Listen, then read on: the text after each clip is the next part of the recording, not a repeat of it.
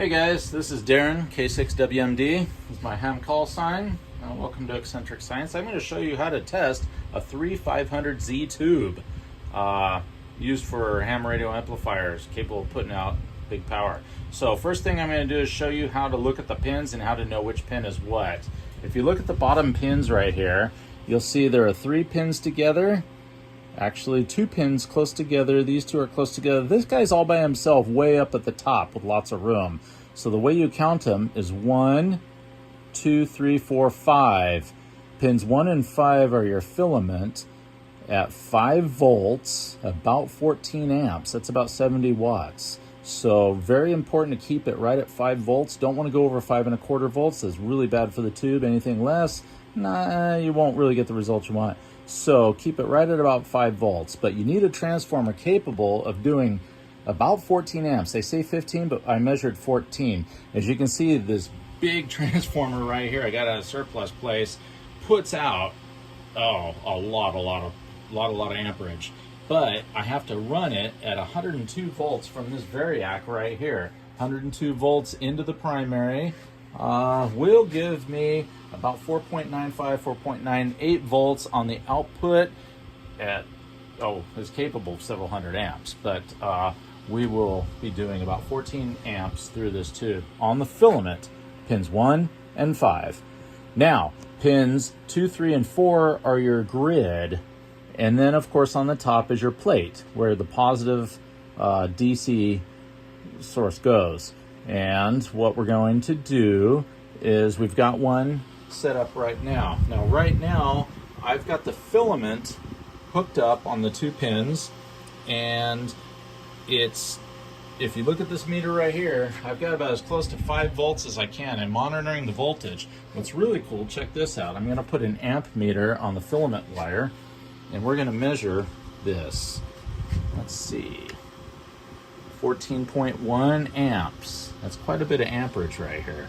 It's very difficult to find a transformer that's going to put out a stable current like that and not have a voltage drop. Okay, so now that we've got this filament running and the tube's heated up, well, I'll tell you what, let's check the temperature of that tube. We're going to do this, and that tube's only about 112 degrees, 110 degrees. It's warm, but it's not so hot I can't touch it. It's because I've got this fan on it with a lot of airflow.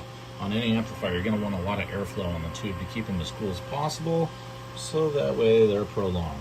Now that this is running, I'm going to apply some positive power to this plate at the top, which is also connected to my 3 grid pins.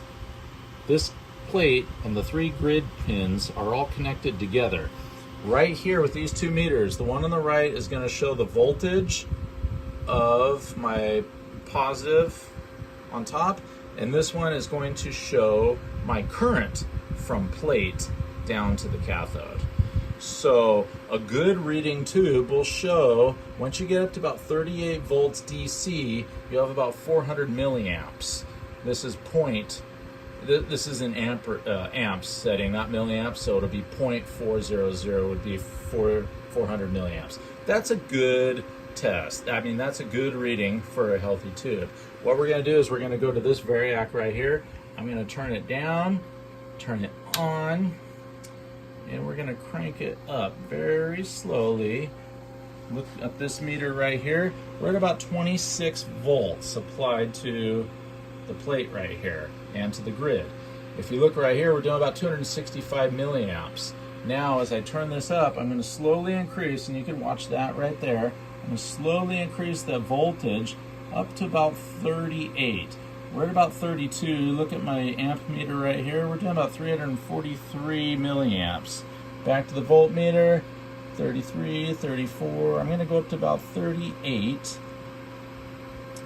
Right, up, too high. Drop it back down a little bit. Okay. Yeah, it's close, right about there. If we look here, 439 milliamps. That's pretty close to 400 milliamps.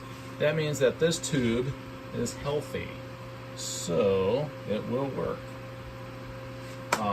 Again, maintaining your 5 volts AC power on your filament is very important.